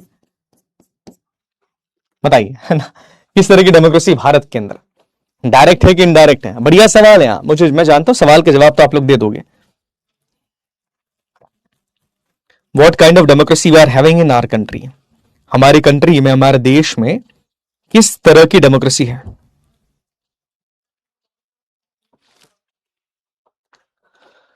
जल्दी बताइए, किस तरह की डेमोक्रेसी हमारी कंट्री के अंदर है? बिल्कुल सही बात है। अगर मैं क्लियरली बात करूं, हाँ जी, हम बात करेंगे उनके बारे में भी, बिल्कुल। बोध है, अरे बोध नहीं है। देखो, अपने देश में इनडायरेक्ट डेमोक्रेसी है। अब कैसे बताता हूं मैं, सुनना, बड़ी अच्छी चीज है, सुनिएगा। 64.92 इनडायरेक्ट है। इनडायरेक्ट डेमोक्रेसी अपने देश में कैसी है? देखो, डायरेक्ट डेमोक्रेसी क्या होती है? किसी ने स्विट्जरलैंड का नाम सुना है? स्विट्जरलैंड, मैं गया हूं स्विट्जरलैंड, मत जाना, नहीं मत जाना कि चले जाना। सुना है किसी ने स्विट्जरलैंड का नाम? बड़ी अच्छी कंट्री है, जाओ देखो, जीवन में एक बार देखना चाहिए। नॉट दैट मच ब्यूटीफुल तो है, पर इतना वर्थ नहीं है। अब हम तो चले गए थे बिकॉज हमारा काम था, तो हम तो फ्री में चले गए, हमारा पैसा नहीं लगा, है ना। हम चले गए थे। स्विट्जरलैंड के अंदर डायरेक्ट डेमोक्रेसी। अब देखो, डायरेक्ट डेमोक्रेसी होती क्या है, सुनना। स्विट्जरलैंड की वादियां, हाँ वो गाने वाले, हाँ वही के होते हैं, ठीक है। मैं सच बताऊं एक चीज, सारे जहां से अच्छा हिंदुस्तान हमारा है, वास्तविकता में बात सच है। सारे जहां से अच्छा हिंदुस्तान हुआ हमारा, भारत में वास्तविकता में सच है। भारत हमने देखा नहीं लोगों ने। जिनको भारत देखना है ना, आप जाओ महाराष्ट्र के अंदर, महाराष्ट्र के अंदर आप जाओ, पंचगनी वाले एरिया के अंदर, पंचगनी आप जाओ, पुणे के पास वहां पे जाओ, और फोर्ट से कई सारे। महाराष्ट्र में बहुत, आपको शायद हैरानी होगी, भारत में सबसे ज्यादा किले राजस्थान के अंदर नहीं, महाराष्ट्र के अंदर है। उन फोर्ट्स के ऊपर आप चढ़ाई करो, मजा आ जाएगा। नंबर सेकंड आप जाओ Kerala. Kerala is a beautiful place, बहुत बेहतरीन है केरला, बहुत बढ़िया जगह। केरला जाना तो भारत घूमने से पहले अपन अपने देश में घूमेंगे। केरला जाओ, महाराष्ट्र जाओ, बहुत मजा आ जाएगा, बहुत मजा आ जाएगा, ठीक है। चाइना बहुत डेवलप्ड है, मैं क्लियरली बोलूं, चाइना बहुत डेवलप्ड है। चाइना हमसे 100 साल आगे आज। मेरी बात पे भरोसा नहीं हो रहा है तो आप शायद देख लेना, पर चाइना बहुत आगे। करप्शन नहीं है ना, अपने करप्शन है। चलो, अब डायरेक्ट डेमोक्रेसी के अंदर क्या होता है, सुनना। जैसे मान लो स्विट्जरलैंड है भैया, ठीक है, स्विट्जरलैंड ये कंट्री। अब स्विट्जरलैंड ये कंट्री है भैया, अब मान लो स्विट्जरलैंड की गवर्नमेंट है, गवर्नमेंट ऑफ स्विट्जरलैंड, GOS है। अब देखो क्या होता है, गवर्नमेंट ऑफ स्विट्जरलैंड डिसाइड करती है, सुनना, क्या गवर्नमेंट ऑफ स्विट्जरलैंड डिसाइड करती है कि स्विट्जरलैंड में हम क्या फ्री कर देते हैं, एजुकेशन फ्री कर देते हैं। बिल लेकर आती है, प्रपोजल लेके आती है गवर्नमेंट कि एजुकेशन को फ्री करना है। क्या करना है, एजुकेशन, पढ़ाई लिखाई, एजुकेशन को क्या करना है साहब, स्विट्जरलैंड के अंदर फ्री करना है। अब पता है ये क्या करती है वहां की सरकार? वहां की सरकार खुद ये डिसाइड नहीं करेगी कि एजुकेशन को फ्री करे कि नहीं करे, खुद डिसाइड नहीं करेगी कि एजुकेशन फ्री करे कि नहीं करे। वो पता है क्या करती, वो लोगों से डायरेक्ट पूछती है। ये स्विट्जरलैंड के लोग है ना, इनसे पूछेंगे कि आप बताओ भैया कि स्विट्जरलैंड में एजुकेशन को फ्री करना है कि नहीं करना, और ये लोग इस चीज के लिए वोट डालेंगे। जी हाँ, मतलब क्लियरली अगर एक शब्द के अंदर बात करूं तो डायरेक्ट डेमोक्रेसी उस कंट्री को कहा जाता है इस कंट्री में पॉलिसी मेकिंग में, पॉलिसी बनाने में, पॉलिसी मेकिंग के अंदर, इस कंट्री में पॉलिसी बनाने के अंदर लोगों का डायरेक्ट इन्वॉल्वमेंट है। देखो, सरकार नहीं वोट दे रही, कि सरकार डिसाइड नहीं कर रही, स्विट्जरलैंड के लोग डिसाइड कर रहे हैं कि भैया देश में एजुकेशन फ्री करनी कि नहीं करनी। फॉर एग्जाम्पल की बात करें, मान लो स्विट्जरलैंड में 2 करोड़ लोग हैं, 2 करोड़ में से 1,50,000 ने बोला कि भैया कर दो फ्री, कोई दिक्कत नहीं है, फ्री कर दो। 50 लाख ने बोला नहीं फ्री मत करो, तो क्या है, ज्यादातर लोगों ने बोला कि फ्री कर दी जाती है, फ्री कर दी जाती है। मतलब पॉलिसी मेकिंग के अंदर, लॉ मेकिंग के अंदर लोगों का डायरेक्ट पार्टिसिपेशन होता है। जी हां, सरकार डिसाइड नहीं कर रही, लोग डिसाइड कर रहे हैं। बहुत अच्छी बात है ना, बट ये अपने यहां नहीं हो सकता, बिकॉज ये उस कंट्री में होगा जहां पर जाति पाति के नाम पे वोट नहीं मांगा जाता है। अपने यहां तुम कर दो, वो बैठेंगे, अरे हमारी जाति के लिए गलत नहीं, हमारे धर्म के लिए गलत कर दिया। अपने यहां नहीं हो सकता है, अपने यहां नहीं होगा। और दूसरी बात, इन कंट्रीज की पॉपुलेशन बहुत कम है, अपनी इतनी पॉपुलेशन है बेटा, कहां करेंगे, कहां करेंगे? अपनी कंट्री की, कंट्री उन कंट्रीज में हो जाता है जहां की पॉपुलेशन कम है, लोग पढ़े लिखे जाके, लोग जाति पाति धर्म से ऊपर उठ चुके हैं, वो रियल मुद्दों के ऊपर बात करते हैं। अपने यहां कहां से कर लोगे? तुम कर लो, करके दिखा दो, एक बिल पास नहीं होगा, है ना? ये चीज होगी अपने यहाँ क्या होगा? अपने यहाँ इसमें क्या होगा? इसी केस में अपने यहाँ बता दें कि अपने इनडायरेक्ट डेमोक्रेसी, इनडायरेक्ट डेमोक्रेसी के अंदर क्या होता है? ये अपने लोग हैं भैया, हम भारत के लोग, पीपल ऑफ इंडिया, हम भारत के लोग यहाँ पर हैं, भारत के लोग हैं। अब हमारी सरकार है भैया गवर्नमेंट ऑफ इंडिया, या गवर्नमेंट ऑफ इंडिया, अब गवर्नमेंट ऑफ इंडिया डिसाइड करना चाहती है क्या कि भैया यही कि एजुकेशन फ्री करें क्या? हालांकि देखो एजुकेशन कभी फ्री नहीं होगी, कभी नहीं होगी, याद रखना, कभी नहीं होगी, 10 साल बाद भी नहीं होने वाली एजुकेशन फ्री, कि एजुकेशन फ्री कर दे क्या? अब अपने से नहीं पूछेगी ये लोग, अपने से थोड़ी पूछेंगे कि आप बताओ वोट करो, नहीं। अरे हमने जिनको चुन के भेजा है लोकसभा राज्यसभा के अंदर, है ना, हमने इनको भेजा लोकसभा राज्यसभा के अंदर, इनको वोट देके ये लोग डिसाइड करेंगे कि ये पॉलिसी बननी चाहिए कि नहीं बननी चाहिए। मतलब इनडायरेक्टली हम ही डिसाइड कर रहे हैं, हमने इनको चुना फिर ये डिसाइड कर रहे हैं, इसलिए हमारी कंट्री में इनडायरेक्ट डेमोक्रेसी। नोट कर लीजिएगा, ये भारत के अंदर जो democracy, that is the indirect democracy. आई बात समझ में क्लियर हो गया? तो भारत में इनडायरेक्ट डेमोक्रेसी है। आई बात समझ में क्लियर हो गया? डायरेक्ट इनडायरेक्ट क्लियर हो गया? करेक्ट, समझ में आ गया what is direct democracy, what is indirect? Clear हो गया, समझ में आ गया? हाँ जी, समझ में आ गया। हाँ खेलो, कोई दिक्कत नहीं है। समझ में आ गया? करेक्ट, कंफर्म कर दो, क्लियर हो गया? हाँ जी। हमारे यहाँ नहीं हो सकता ना, देखो मुद्दे हमारे यहाँ पर जाति धर्म से ऊपर नहीं उठ पाते हैं कई बार। देश बहुत अलग चीज होती है। उन कंट्रीज की पॉपुलेशन कम है, जनसंख्या कम है। क्लियर हो गया?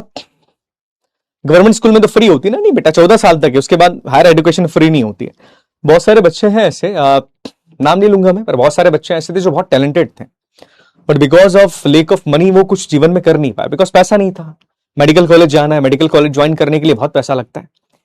इंजीनियरिंग करनी है, उसको ज्वाइन करने के लिए बहुत पैसा लगता है। आई बात समझ में? हाँ जी।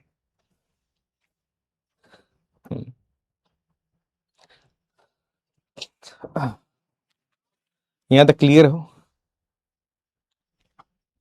एजुकेशन फ्री हो जाएगी तो लोग हो जाएंगे समझदार, फिर जाति पाति के नाम पर और धर्म के नाम पर लोग वोट नहीं देंगे ना बेटा। आई बात समझ में? Yes, that is reason.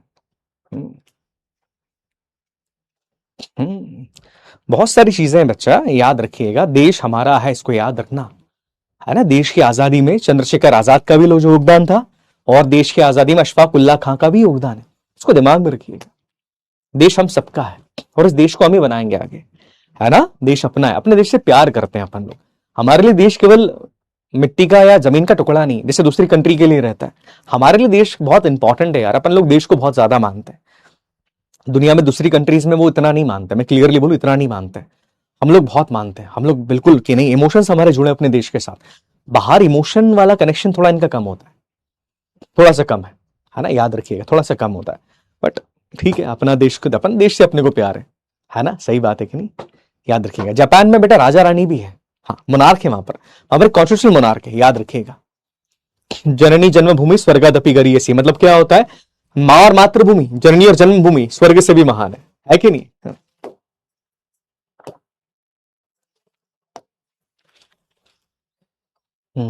सही बात है।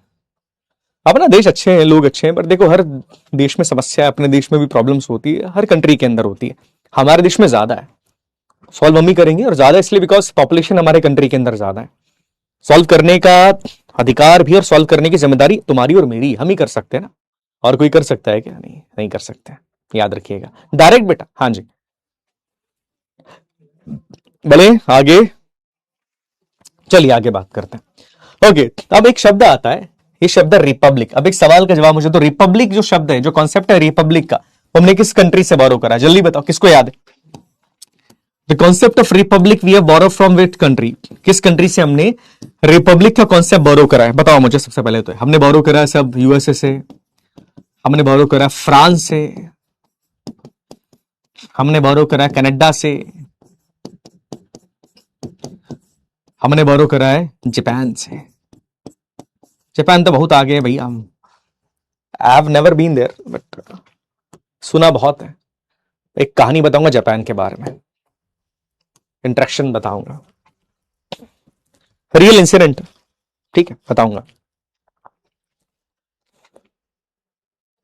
जापानीज के साथ मेरा इंटरेक्शन थोड़ा सा सही नहीं रहा, है ना। हाँ ठीक है, एरोगेंट होते हैं थोड़े से क्या ज्यादा ही होते हैं, बहुत ज्यादा एरोगेंट होते हैं। They think they knew everything and they knew everything, ऐसा है भी सही, पर हम भी कम नहीं है भाई, हम भी थोड़ा बहुत तो जानते ही है। कहां से लिया हमने, बिल्कुल सही बात है, रिपब्लिक का जो आइडिया था, the Republic nation, India is a republic nation. Republic nation का जो आइडिया है वो हमने कहां से लिया, वो हमने लिया है फ्रांस से। फ्रांस फ्रेंच फ्राइज है ना, फ्रांस के संविधान से। अच्छा एक सवाल पूछूं, फ्रेंच फ्राइज क्यों बोलते हैं उसको, जो फ्राइज है उनको फ्रेंच फ्राइज क्यों कहा जाता है, तो अपने तले हुए आलू भी वैसे होते हैं, उनको फ्रेंच फ्राइज क्यों बोलते हैं, जवाब लेके आना, सोचना, बड़ी इंटरेस्टिंग कहानी उसके पीछे है ना। 82.73% इज द राइट आंसर, सही बात है। नहीं, I was not in the Japan, but I have work with the people of Japan.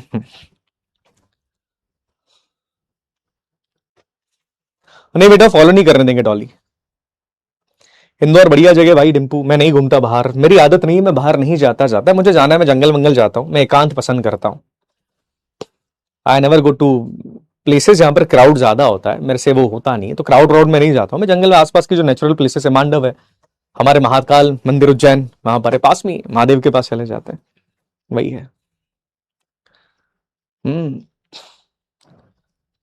मुझे अकेलापन सुकून देता है, अकेलापन मुझे हील करता है। लोगों के साथ ही होता है ना कि यार आज दिल टूट गया या कुछ बुरा लग रहा है तो पार्टी कर लेते हैं, मेरे साथ उल्टा है, मुझे अकेलापन चाहिए जब मुझे अच्छा नहीं लगता है, कुछ भी होता है, मैं अकेलेपन से ज्यादा प्यार करता हूं, डोंट नो। चलो ठीक है, अब हाँ रिपब्लिक क्या होता है, देखो सुन लो, रिपब्लिक नेशन क्या होता है पहले सुनो, देखो एक ही लाइन के अंदर बोलूंगा, सुनना इसको।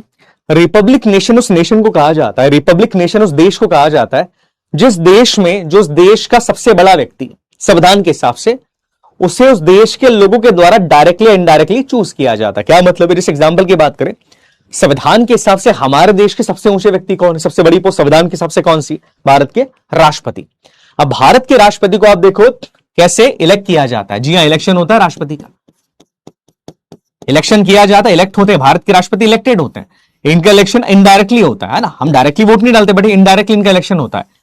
तो याद रखना, रिपब्लिक नेशन उस देश को कहा जाता है जिस देश में, उस देश का जो सर्वोपरि है, मतलब संविधान के हिसाब से जो आदमी सबसे इंपॉर्टेंट पोस्ट के ऊपर है, उस व्यक्ति को उस देश के लोगों के द्वारा डायरेक्टली इनडायरेक्टली चुना जाता है, इससे कहा जाता है रिपब्लिक नेशन। अब कुछ नेशन होते हैं, इन्हें कहा जाता है मोनार्क नेशन। फॉर एग्जाम्पल की बात करें, ब्रिटेन रिपब्लिक नहीं है, ब्रिटेन मतलब अंग्रेज, ये रिपब्लिक नहीं है, ये मोनार्की। क्यों, बिकॉज देखो एलिजाबेथ जी जब दादी जी की डेथ हुई, वो मासा थी ना, माशा आप समझ गए ना हाँ, उनकी जब डेथ हुई, उनकी डेथ के बाद उनका बेटा, उसको राजा बना दिया, उसने कोई इलेक्शन नहीं लड़ा, कोई क्वालिटी उसके अंदर नहीं थी, पर क्या उनका बेटा है तो बना दिया गया, दैट इज द थिंग। ये होते हैं मोनार्क कंट्रीज के अंदर, हमारा रिपब्लिक है। अब देखो द्रौपदी मुर्मू जी के बाद ऐसा नहीं होगा कि उनकी बेटी को या उनके बेटे को राष्ट्रपति बना दिया जाएगा, नहीं, इलेक्शन होगा, सब कोई भी बन सकता है। इसमें भी देखा जाता है कि जो देश का हेड होगा, आप उसका जेंडर नहीं देखते हो किस जेंडर का है, आप उसकी जाति नहीं देखते हो कि किस जाति का है, आप उसका रिलीजन नहीं देखोगे किस धर्म का व्यक्ति, आप केवल उसको उसकी क्वालिटी के बेसिस पर आप उसको देश का सर्वोच्च व्यक्ति बना देते हैं। ये रिपब्लिक नेशन के अंदर ही होता है, बाकी नेशंस में चीजें नहीं होती। आई बात समझ में, क्लियर हो गया। चाइना कम्युनिस्ट कंट्री है बेटा, कम्युनिज्म है चाइना के अंदर, चाइना में टिकटॉक नहीं चलता, फेसबुक नहीं चलता, पता है कि नहीं आपको, चाइना कम्युनिज्म को फॉलो करता है, वहां पर फ्रीडम ऑफ स्पीच एक्सप्रेशन बहुत कम है, ओके याद रखिएगा। ऋषि सुनक, हाँ जी सही बात है, मोनार्क राजा रानी है अभी भी ब्रिटेन में, हाँ है ना आई बात समझ में, हाँ जी क्लियर हो गया, क्लियर हो गया। ऋषि सुनक हमारे भाई साहब, किस जमाने में हो आप, क्लियर हो गया, हाँ जी याद रखिएगा, सही बात है, सही बात है भैया, सही बात है, समझ में आ गया करेक्ट। चलिए अभी है टाइम अपने पास, we have ample amount of time. चलिए अब इसके बाद हम बात करते हैं, एक शब्द यहां पर और है प्रेमबल के अंदर ही, ये है जस्टिस। जस्टिस का मतलब क्या होता है, न्याय, है ना, नॉर्मली जस्टिस का मतलब होता है न्याय। अब दो तीन चीजें याद रखिएगा, जस्टिस का जो कॉन्सेप्ट है ना, द कॉन्सेप्ट ऑफ जस्टिस, ये हमने किस कंट्री के संविधान से लिया है, तो नोट कीजिएगा, हमने रशियन रेवोल्यूशन पढ़ना, कभी मैं पढ़ाऊंगा, मैं खुद ही पढ़ाऊंगा रशियन रेवोल्यूशन तुमको, रशियन रेवोल्यूशन जो कि 1917 के अंदर होता है, वहां से हमने इस जस्टिस के कॉन्सेप्ट को लिया। जस्टिस का मतलब है न्याय, और जस्टिस इस देश में तीन तरीके का होता है। कितना तीन तरीके का जस्टिस है, सोशल, इकोनॉमिकल और पॉलिटिकल, तीनों के बारे में बात करेंगे। बट सवाल क्या आता है कि जस्टिस का कॉन्सेप्ट हमने किस कंट्री से लिया है, कितने तरह के जस्टिस के बारे में प्रेमल में बात की गई, तो देखो तीन तरह के जस्टिस है, सोशल, इकोनॉमिकल एंड पॉलिटिकल। अच्छा, जस्टिस का मतलब क्या होता है, कोई बताएगा मुझे? जस्टिस का क्या मतलब होता है? What is the real meaning of justice? जब हम न्याय के बारे में बात करेंगे, जस्टिस का मतलब क्या होता है? टाइमलाइन नहीं आ रही इसमें? कौन सी टाइमलाइन है भाई? जस्टिस का क्या मतलब है?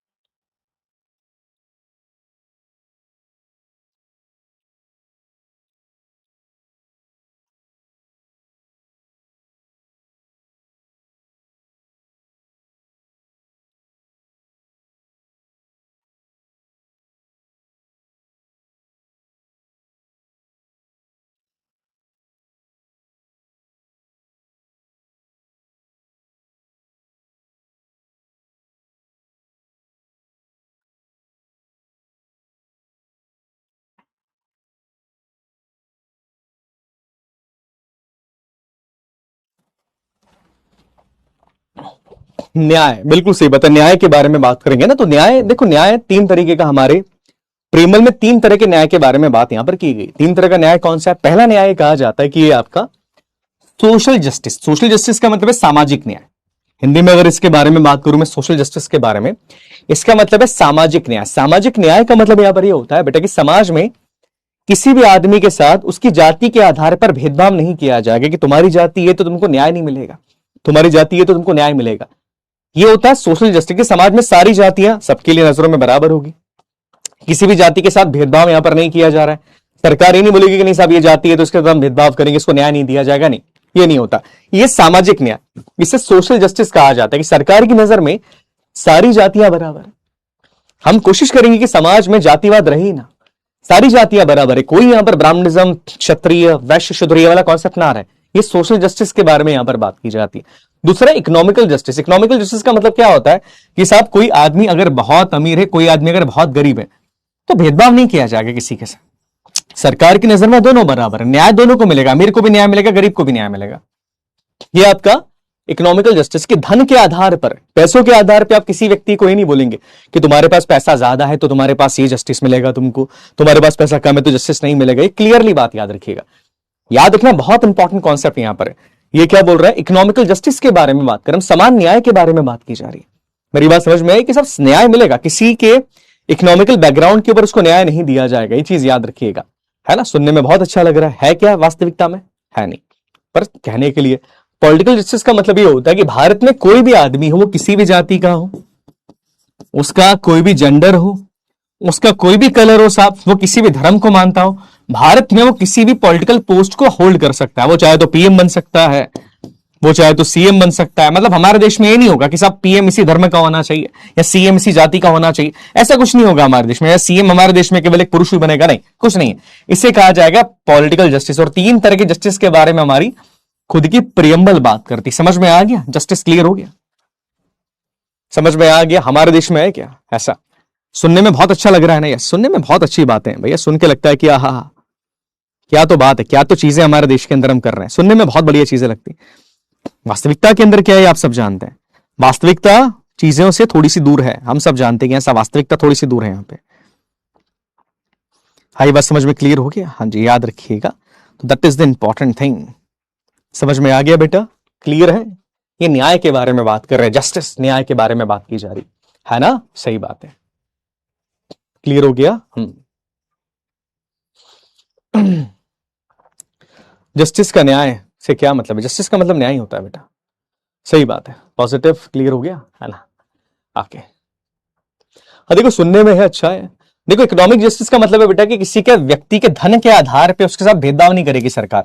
किसके पास पैसा ज्यादा है तो सरकार इसके पक्ष में ज्यादा होगी, इसको जल्दी न्याय मिल जाएगा। किसी के पास जो गरीब आदमी उसको इंसाफ नहीं मिलेगा, न्याय नहीं मिलेगा, ऐसा सरकार नहीं करेगी।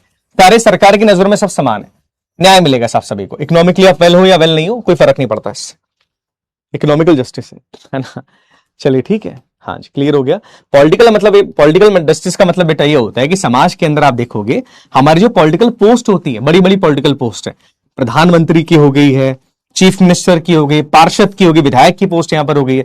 तो ये जो पोस्ट है, इन पोस्ट को होल्ड करने के लिए आपको किसी विशेष धर्म का होने की जरूरत नहीं, किसी विशेष जाति का होने की जरूरत नहीं कि इस देश में प्रधानमंत्री केवल इसी धर्म के हो सकते हैं, या उपराष्ट्रपति केवल इसी राष्ट्र जाति के हो सकते हैं, ऐसा कुछ नहीं है। सभी को इक्वल स्टेटस दिया जाएगा, सभी के पास अधिकार होगा और सभी यहां पर उस पोस्ट को होल्ड कर सकते हैं। अभी समझ में आया कि अभी क्लियर हो गया? हाँ, इतनी आसान चीज थी, अभी क्लियर हो गया? हाँ जी, हाँ जी, क्लियर है। हाँ देखो, संविधान पढ़ने में कितना बढ़िया लगता है कि हाँ साहब, संविधान पढ़ने में बहुत बढ़िया लग रहा है ना। सुमित का डाउट देख लेते हैं। सर्वर लिख दिया करो बीच में थोड़ा सा। हाँ,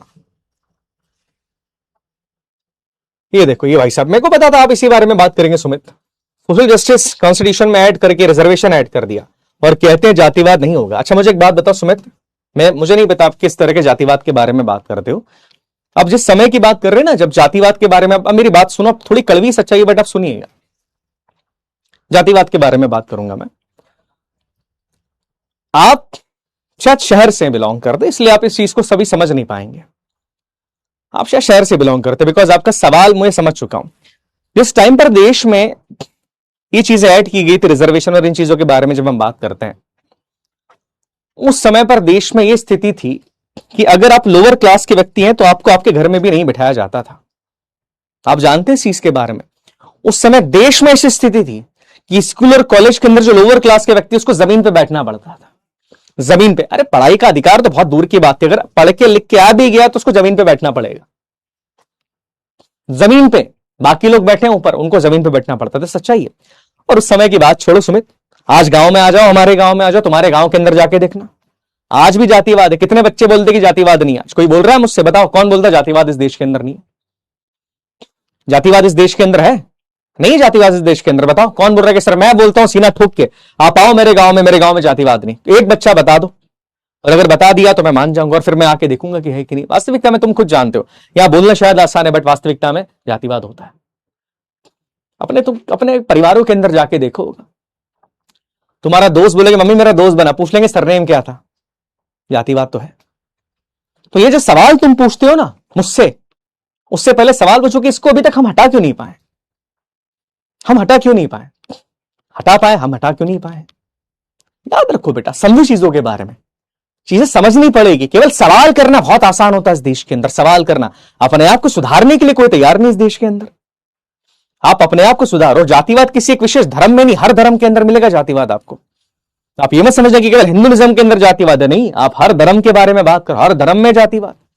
केवल हिंदुइज्म से इसको कनेक्ट मत कर रहे कि सर हिंदू उसमें जातिवाद होता नहीं। हिंदू के अलावा आप दूसरी जाति धर्मों के अंदर भी जातिवाद होता है। याद रखो, जिस तरह से सवाल तुमने पूछा ना सुमित, उसका जवाब शायद तुमको खुद ही मिल जाएगा। है अब देखो सुमित भाई अब नहीं बोलेंगे सर ये, समझो बेटा इस बारे में ध्यान रखो। चीजें थोड़ा सोच समझ के अगर हम बोलेंगे तो चीजें आसान हो जाती है हमारे लिए। क्या कहता हूं मैं, बातें करना काफी आसान है पर उसको लेकर आना आगे वो थोड़ा मुश्किल यहां पर हो जाता है। अब आपका दूसरा सवाल कि सर क्या जातिवाद और ये जो चीजें भारत के अंदर अगर होती हैं तो क्या उसको हटाया नहीं जा सकता? बिल्कुल हटाया जा सकता है, बिल्कुल हम हटा सकते हैं। हटाना हमारे हाथ के अंदर ही। पर मेरी पर्सनल विचारधारा ये कि देखिए, मैं समझता हूं कि हर उस व्यक्ति को मौका मिलना चाहिए जिसकी फाइनेंशियल कंडीशन खराब है। उसकी जाति फिर आप मत देखो, ये मेरा मानना है।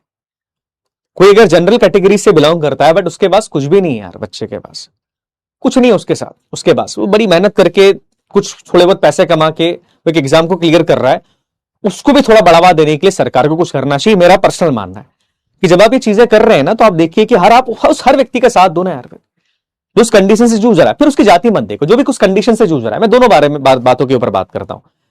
जो भी इस कंडीशन से जूझ रहा है यार, जिसकी कंडीशन खराब है साहब, वो नहीं फीस पे कर सकता, सरकार को मदद करनी चाहिए यार उस चीज की, है ना। ये होना चाहिए, सरकार को मदद करनी चाहिए। पर आप अगर ये बोलोगे कि सर वो हटा ही दिया जाए, तो मैं बोलूंगा पहले हमको उस जातिवाद को भी देश से हटाना पड़ेगा ना बेटा।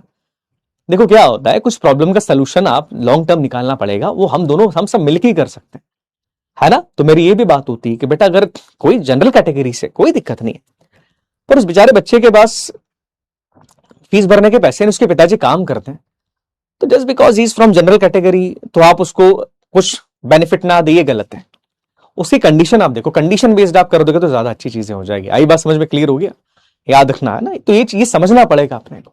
समझो चीजों के बारे में, दोनों बातें समझनी पड़ेगी। आप दोनों को बेस मान के जब करोगे ना, तब चीजें समझ में आती धीरे धीरे आपको कि हाँ ये चीज सही है। हमको सोल्यूशन निकालना पड़ेगा। आप बोलो नहीं सर यही कर दें वही कर दें, एक्सट्रीम कुछ नहीं हो सकता है देश में। एक्सट्रीम कुछ हो ही नहीं सकता अपने देश में। एक्सट्रीम में सर ये बिल्कुल ही कर देते हैं। अब एक्सट्रीम करना है तो मैं एक सवाल तुमसे पूछता हूं, मैं कहता हूं सरकार को केवल एक कानून लेकर आना चाहिए इस देश के अंदर, कुछ मत करो, कुछ नहीं करना है सरकार को, केवल एक कानून लेके आ जाओ, जिसने करप्शन करा उसको फांसी पे लटका दिया जाएगा पब्लिक के सामने, दैट्स इट। अगर करप्शन प्रूव हो गया तुमको पब्लिक के सामने फांसी पे लटकाएंगे, दैट्स इट। केवल एक कानून इस देश के अंदर लेके आ जाओ। जिसने बलात्कार करा उसको पब्लिक के सामने हैंग किया जाएगा, उसके परिवार के सामने, बस ये कानून देश के अंदर लेके आ जाओ और कुछ भी मत करो आप, देश की स्थिति अपने आप सुधर जाएगी। जो समस्या इस देश के अंदर है ना, डर नहीं है ना बेटा, डर नहीं है, पता है करप्शन कर दिया छूट के आ जाएंगे वापस, डर चाहिए, जरूरी है। ये डर बना दो, ला दो कानून देश के अंदर कि सिर्फ नेता हो, अभिनेता हो, जज हो, पुलिस वाला हो, नॉर्मल आदमी हो, फर्क ही नहीं पड़ता। सरकारी विभाग के अंदर अगर तुमने करप्शन कर दिया तो तुमको फांसी पे सजा दिया जाएगा सबके सामने। ये करो उस देश के अंदर, तब चीजें सही होगी। और कोई मंत्री हो, नेता हो, फर्क ही नहीं पड़ता, पीएम सीएम कोई भी होगा साहब, करप्शन किया सजा है की, ये करके देखो इस देश में। कर सकते हैं, बिल्कुल करना चाहिए इस देश के अंदर, ये करो, कड़े कानून लेकर आओ। हर पुलिस स्टेशन में कैमरा लगाओ और उस कैमरे का एक्सेस भारत के हर आदमी के मोबाइल के अंदर दो। जैसे अपन देखते हैं कि नहीं मूवी, हाँ लाइव फीड हर पुलिस स्टेशन का अंदर क्या चल रहा है, सारी चीजें भारत के हर आदमी को पता होनी चाहिए। किस पुलिस स्टेशन में ये हो रहा है, ये हो रहा है, करवा दो ना, क्या दिक्कत है इसमें। ट्रांसपेरेंसी बढ़ाना जरूरी है, इसे ट्रांसपेरेंट करो आप। जितनी ट्रांसपेरेंसी बढ़ेगी आपका भरोसा बढ़ेगा सरकार के ऊपर। बट ये होगा क्या, मुश्किल है भाई, बहुत मुश्किल है ना, बहुत मुश्किल है। हर पब्लिक बस में कैमरा लगाओ, लड़कियों की सेफ्टी के लिए कैमरा जैसे ही बंद हो वैसे ही अलर्ट जाना चाहिए पुलिस स्टेशन के अंदर, तत्काल फोन किया जाए कि भैया कैमरा बंद क्यों हो गया। अरे एआई आ चुका है इस देश के अंदर, एआई का यूज आप हर जगह कर सकते हो, ये मेरा मानना है। आप करो, ऐसा सिस्टम बनाओ देश के अंदर कि देश के अंदर आप देखो कि अगर कोई भी बच्ची मिसिंग होती है, कोई भी लड़की मिसिंग होती है, अपहरण होता है, तो उस पूरे इलाके के अंदर जितने भी लोग रहते हैं, जितने भी लोग हैं, सडनली सबके मोबाइल पे बच्ची का फोटो आ जाए, मैसेज आए कि इस बच्ची का किडनैप हो गया, आसपास दिखे तो बताइएगा, कितना बढ़िया हो जाए। ये एआई का सही उपयोग है, हमारे देश में बच्चे बच जाएंगे। कोई लग रहा है कि डिप्रेस्ड है, कोई महिला जिसका पति उसको मारा जा रहा है, बहुत मार रहा है पति, ऐसे सिस्टम बना दिया जाए कि आपका नाम आए बिना आप छोटी सी कंप्लेन कर दो और आपने एविडेंस अगर दे दे तो उसको अरेस्ट कर लिया जाए। ये उपयोग है टेक्नोलॉजी के, ये करना चाहिए इस देश के अंदर, है ना। तब देश में रियल में बोलूंगा, तब अपना देश कितना बढ़िया हो जाएगा, है कि नहीं। ये चीजें हैं बहुत बढ़िया। देखो करने में बहुत कुछ अपन कर सकते हैं, हमारे पास कितने ब्रिलियंट माइंड्स हैं, कितने आप लोग कितने ब्रिलियंट्स हो यार, कितने ब्रिलियंट्स हो आप लोग, आप सब कुछ कर सकते हो ना। बट होगा क्या, मैंने क्या बोला, नहीं होता है। मिड सोल्यूशन निकालना पड़ेगा, एआई का सही यूज करना जरूरी है। एआई का यूज हम क्या करते हैं, घिबली आर्ट, है ना। सर मैंने टेबल बना दी तो देखो ऊंट बन गया, ये एआई का यूज कर रहे हैं हम देश में। सही एआई का यूज करना जरूरी है। हर चीज का उपयोग दो तरीके से होता है, पॉजिटिवली एक नेगेटिवली, तुम्हारे ऊपर है कैसे तुम करते हो। ठीक है बेटा, समझ में रखना है चीज। चलिए ठीक है, आज इतना ही कंप्लीट करते हैं इसको, खत्म हो गया ऑलमोस्ट ही। ध्यान रखना अपना, ठीक है बेटा, ध्यान रखो, छोटी छोटी बातें बट काफी इंपॉर्टेंट है। चलिए ठीक है ना, बहुत देखो देश अपना ही अपन ही सुधारेंगे और कोई नहीं सुधार सकता है। We will change our country, अपन तो सुधारेंगे भैया, पीछे नहीं हट सकते, पीछे तो नहीं हटेंगे, सुधारेंगे, सीखेंगे नई चीजें, कुछ नई चीजें होगी, अपन देखेंगे कि क्या कर सकते हैं, बदलाव क्या ला सकते हैं, क्या चीजें हम देश के अंदर चेंज कर सकते हैं। हमारा देश हमको सुधारना पड़ेगा, इसको दिमाग के अंदर रखना। And it's not about any political party, मैं किसी पॉलिटिकल पार्टी के खिलाफ नहीं, बिकॉज मैं पर्सन्स को देखता हूं कि आदमी अच्छा काम कर रहा है तो अच्छा है, बीजेपी का है, कांग्रेस का है, समाजवादी पार्टी का, फर्क नहीं पड़ता। ये आदमी बुरा काम कर रहा है तो बुरा है, फिर वो किसी भी पार्टी का। ये चीज हमारे दिमाग में आ गई।